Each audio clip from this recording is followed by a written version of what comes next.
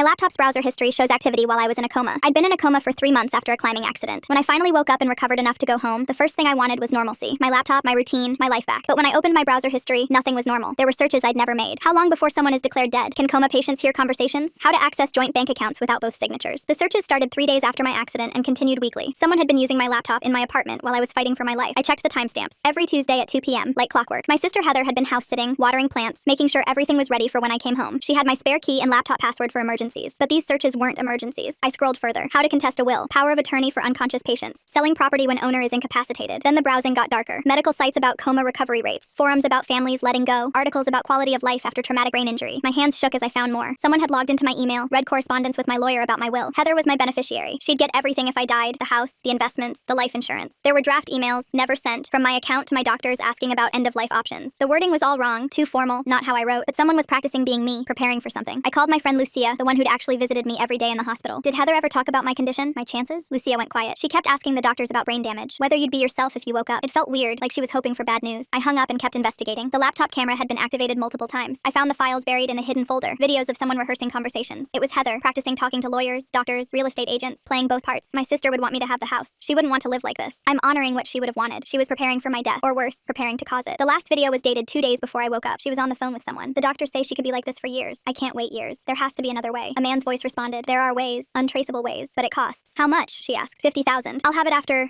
everything is settled. I felt nauseous. My own sister was planning to kill me for inheritance money. I found more evidence in her searches. Injection sites that won't show bruising. Drugs that mimic natural death. How do hospitals investigate suspicious deaths? She'd been one payment away from murdering me. The only reason I was alive was because I woke up before she could get the money. I called my lawyer immediately, changed my will that day. Then I called the police. They said without concrete evidence of attempted murder, there was little they could do. The searches were suspicious but not illegal. Planning wasn't the same as doing. So I confronted her myself. I invited her over for tea, like everything was normal. She hugged me when she arrived, tears in her eyes. I'm so glad you're okay. I was so worried. I pulled up the browser history on my TV screen, watched her face change as she read her own searches. I can explain, she started. Don't, I said. Just watch. I played the videos, her rehearsals, her phone call about untraceable ways. She stood up to leave, but I wasn't done. Sit down or I post this online. Every friend, every family member, everyone will know what you planned. She sat. I wasn't really going to. You were 2 days away from paying someone to kill me. I was desperate. Do you know what it's like being poor while watching your sister have everything? So you tried to murder me? She started crying. Mom always loved you more. You got the scholarships, the career, the house. I got nothing. And when you were lying there, possibly brain dead, I thought finally something would be mine. Get out, I said. And if you ever contact me again, I release everything. She left. I haven't seen her since. But I check my security cameras obsessively now. I changed my locks, my passwords, everything. I hired someone to test my food and drinks for the first 6 months. Paranoid? Maybe. But when your own sister Googles how to kill you, paranoia feels like wisdom. Last week, I got a message from an unknown number. I'm sorry, I was sick. I'm getting help. I didn't respond. Some things can't be fixed with therapy. Trust, once broken that completely, can never be restored. I still have the videos, the browser history, everything backed up in multiple places. My new will leaves everything to charity. If I die suspiciously, instructions go to investigators immediately. I survived a coma only to discover the real danger was waiting at home.